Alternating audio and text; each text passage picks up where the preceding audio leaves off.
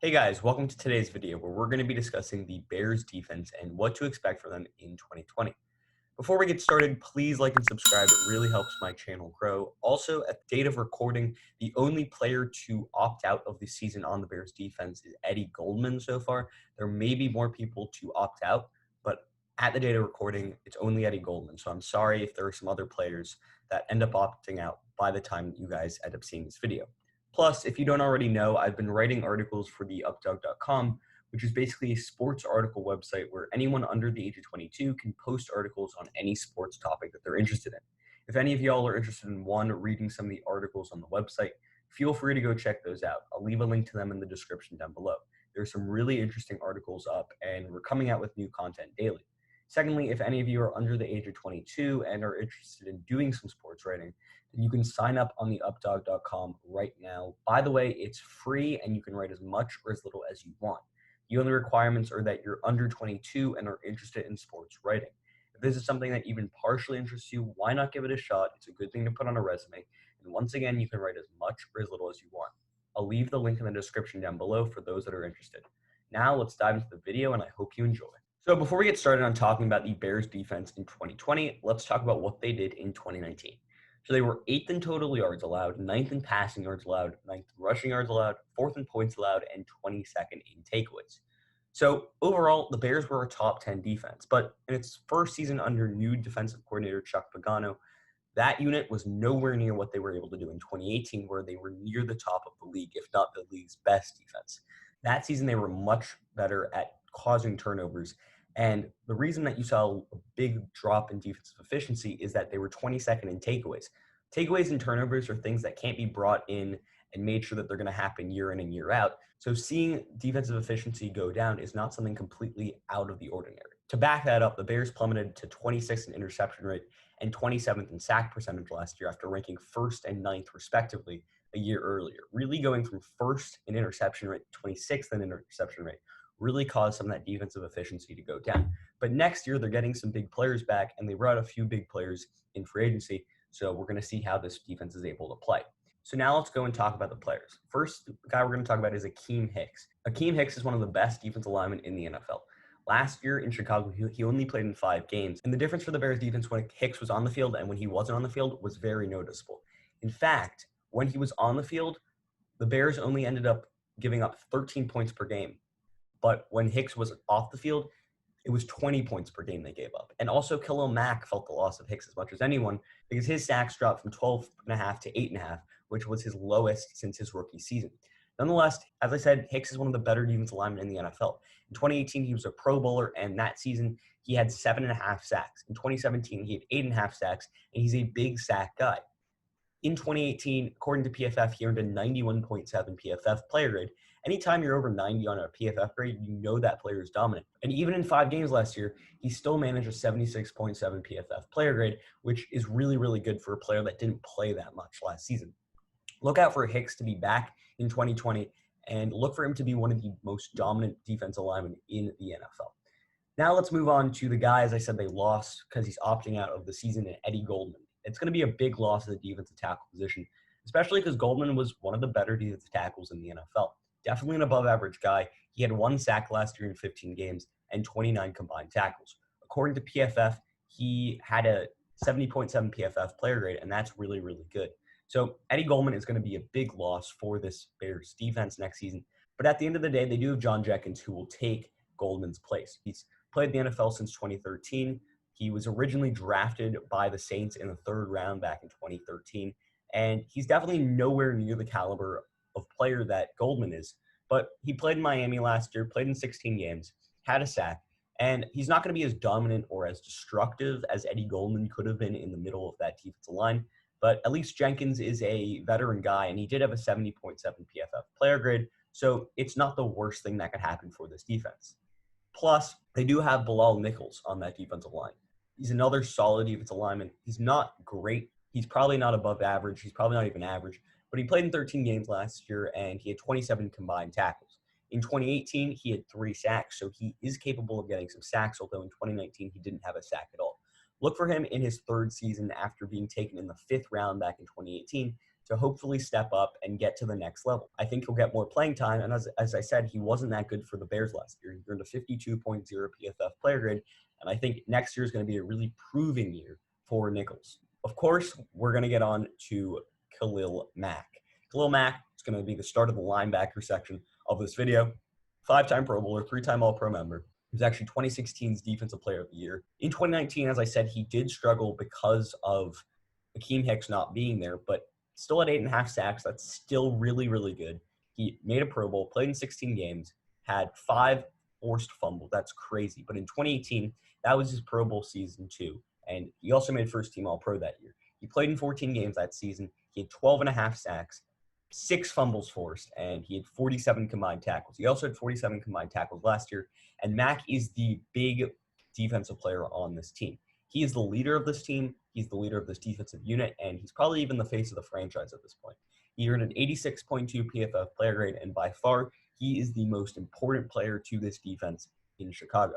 If Mack is able to get back to how he played in 2018, play next to Akiem Hicks, then this Chicago defense can do serious damage. They need Mack to step up next year. Because if he doesn't play like he did in 2018, and he plays more like he did in 2019, no, that won't be terrible, but I don't think this Bears defense will have a shot at being a top 5 unit, and they'll probably be about what they did last year. In free agency, they also ended up bringing in Robert Quinn. Robert Quinn helps replace Leonard Floyd, who was a big disappointment in Chicago. Quinn is a former Pro Bowler. He's a 2-time Pro Bowler, 1-time All-Pro member, and he has been a big sack guy throughout his career. Last year in Dallas, he had 11.5 sacks. The year before in Miami, he had 6.5. The year before in LA, he had 8.5. And in 2013, he made a Pro Bowl and a first-team All-Pro, and he had 19 sacks. Although it's not 2013 Robert Quinn, he's now coming into his age 30 season, and he's proven that he can get sacks at the NFL level, and he's proven that he can be a big sack guy. Him and Mack and Akiem Hicks are going to create one of the best pass rushing units in the entire NFL, and I'm excited to see what Quinn's able to do. Last season in Dallas, he earned a 68.5 PFF player grade, which is pretty solid. It's not as high as we've seen in the past, but it's also not as low as we've seen in the past for Robert Quinn. The thing with Robert Quinn is for most of his career with the Rams, with Miami, and with the Cowboys is that he's played in a 4-3 defense. He struggled playing in a 3-4 defense. He's only done that once in his career in LA, and he's had little experience doing it. Quinn has had the most success in his career on the right side of a 4-3 end. The Bears like to flip-flop their edge players, and only keeping Quinn on the right-hand side would mean that Khalil Mack would always be on the left-hand side, and it would be a lot easier for opposing offenses to scheme ways to make Mack less of a dominant player. Pagano has had some success making long-time defensive ends into 3-4 outside linebackers. I mean, when Pagano decided to make Mathis an outside linebacker, he ended up having 27.5 sacks in 2 seasons, which included an incredible 19.5 sacks during an All-Pro year at age 31. So it's not out of the question that Robert Quinn can maybe fit into what Chuck Pagano wants him to do. But at the end of the day, it's going to be a little bit of a struggle at first, but I think he can grow into that role. Now let's move on to Roquan Smith. Roquan Smith is one of the better up-and-coming interior linebackers in the NFL. He was picked in the first round back in 2018, and last year for the Bears, he was pretty solid. He had 2 sacks, 101 combined tackles, and although he wasn't as good as he was in his rookie season where he had 5 sacks and 121 combined tackles, in the past 2 years, Roquan Smith has really shined at times and has really proved he's a Pro Bowl capable player. Although his PFF grade last year was only a 52.4, which is really, really bad, he's still an above average linebacker. And as I said, he's flashed at times and he showed that he can be a Pro Bowl level player. And if he takes that next step in 2020, becomes a little bit more of a sack guy and becomes a bit more of an all-around weapon in the middle of that defense, then Roquan Smith is on a trajectory for the Pro Bowl. As I said, he's had a few rough years, but overall, Smith is a great player and he's got a lot of potential. They've also got Danny Trevathan, who's one of the better veteran linebackers in the NFL. Originally drafted in the 6th round by the Denver Broncos, Trevathan has been in Chicago for 4 years. He re-signed with the team this offseason, and in 9 games last year for the Bears, he only had 1 sack, 70 combined tackles, and overall, he was a pretty solid player. He's a good linebacker for this team, and in 2018 with Chicago, in 16 games, he had 102 combined tackles and 2 sacks. So he's a big tackle guy. He's a great threat in the middle of that defense. And according to PFF last season, Trevathan earned a 61.9 PFF player grade, but remember that he did miss some time. In 2018, he earned a 71.9 PFF player grade, and that's more like it from Trevathan. Trevathan and Roquan Smith are going to be great interior linebackers for this Bears team, and I think they make a great pairing in the middle of that defense. They've also got Barkevious Mingo, who they brought in free agency. Mingo in Houston last year, coming from Seattle, obviously in the Jadeveon Clowney trade, was not as good as he was in Seattle. He played in all 16 games, but he only started in one game. But Mingo has been a solid veteran in the NFL for a little bit.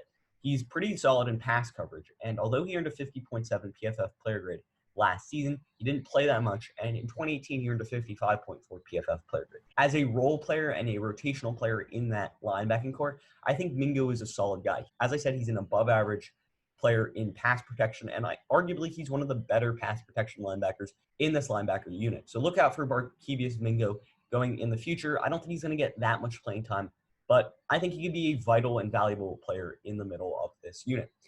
Also, another guy that they lost in free agency was Nick Kwiatkowski.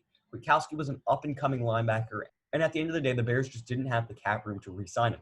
That's going to really sting because Kwiatkowski was one of the up-and-coming linebackers in the NFL, and he looked like he was playing really well. So it's a little bit of a big loss for the Bears, but overall, they did bring in some other guys like Mingo and Quinn to hopefully refill this linebacking core and make it into a better linebacking core going forward.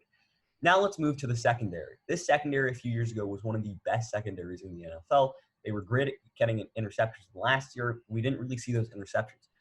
Headlined by Kyle Fuller at the cornerback position, he's a two-time Pro Bowler, one-time All-Pro member. And in 2019, he made a Pro Bowl. 82 combined tackles, 72 solo, and 10 assisted from him. He had 12 pass deflections and 3 interceptions. But the year before in 2018, that was his first team All-Pro season. He had 21 pass deflections and 7 interceptions. So we did see a little bit of a decline from Fuller. Nonetheless, Fuller is one of the better corners in the NFL. And as the Bears' #1 corner, he is a big interception guy.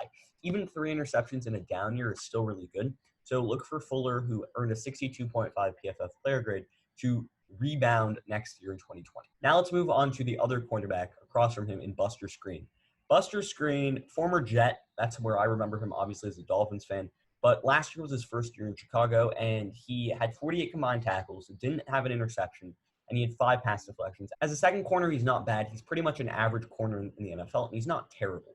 Skrine did end up getting a 59.8 PFF player grade last season, but although that's not great, it's not the end of the world. As a second corner, it's not terrible, and they do have some depth at the corner position. Yet, they did lose Prince Amukamara in the offseason, another cap casualty. He was on a big contract, so the Bears decided to move on from him. But the guy who will end up probably replacing him could be Jaylon Johnson, who was the second-round pick out of Utah. I loved Jaylon Johnson, to be honest. I think he was an excellent pick. At Utah last year, in 13 games, he had 34 solo tackles, 2 assisted tackles. He had 1 tackle for loss and 2 interceptions, but in 2018, he had 4 interceptions. So he's able to get to the football, and he's pretty solid ball skills. He's good height, good length. He's a lanky dude. He's a good defender, and he's able to challenge receivers at the point of attack. He's good against big receivers, and he's good against 50-50 balls. That's something that the Bears definitely need. If they want to get that interception rate back up, they want to be able to command those 50-50 balls. He's naturally a very good corner. He's good vision, and he's able to get to the football quickly. He does struggle as a slot corner at times, so maybe Buster Skrine may be able to slot inside. So Jaylon Johnson could be that cornerback too by the end of the season. But overall, I love Jaylon Johnson, and I think he was a really good pick for this Bears team.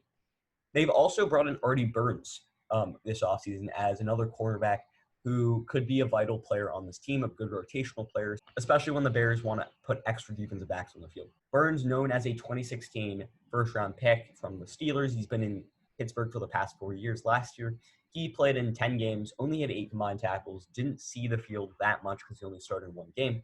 But nonetheless, he's a guy who's proven at times in his career that he can be a good player in any secondary. He earned a 61.1 PFF player grade, but in his rookie season, he earned a 67.6 PFF player grade. And his rookie season is only 4 years ago, so I don't think he's completely lost it.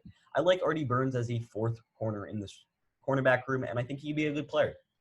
Now let's move on to the safeties, and we're going to talk Eddie Jackson. Eddie Jackson is the 2-time Pro Bowler, 1-time first-team All-Pro member, and coming into his 4th year, he has shown to the Bears that he is a guy that's going to be there for the long run. In 2019, he made the Pro Bowl, played in 16 games, had 2 interceptions, he had 5 pass deflections and a forced fumble, and he had 60 combined tackles. As I said, he's one of the better safeties in the league, and look for him to continue to be one of the better safeties in the league.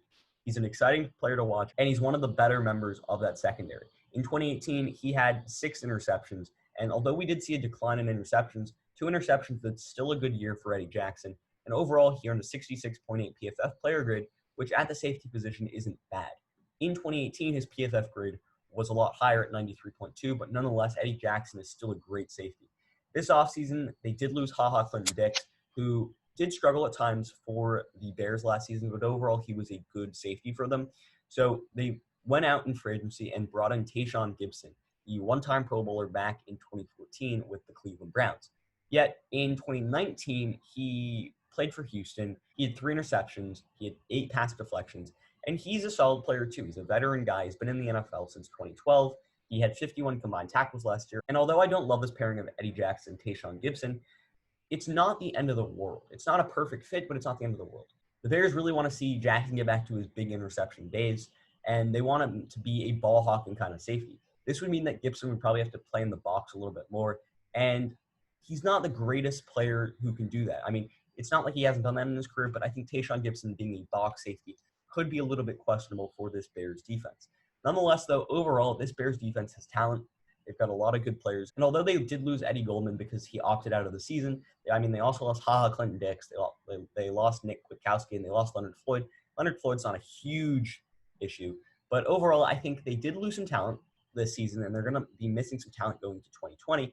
But overall, they have a great roster. I mean, if you look at Kyle Fuller and Eddie Jackson in the secondary, and they did pick up Jaylon Johnson, who I'm very high on. I mean, their front seven is elite. They've got great players everywhere in Khalil Mack, Roquan Smith, Robert Quinn, Akiem Hicks, Danny Trevathan, and those are going to be the real leaders of this team. If they are able to get their sacks up next season and they're able to pressure the quarterback more, then this secondary is going to be a lot better than it was last year.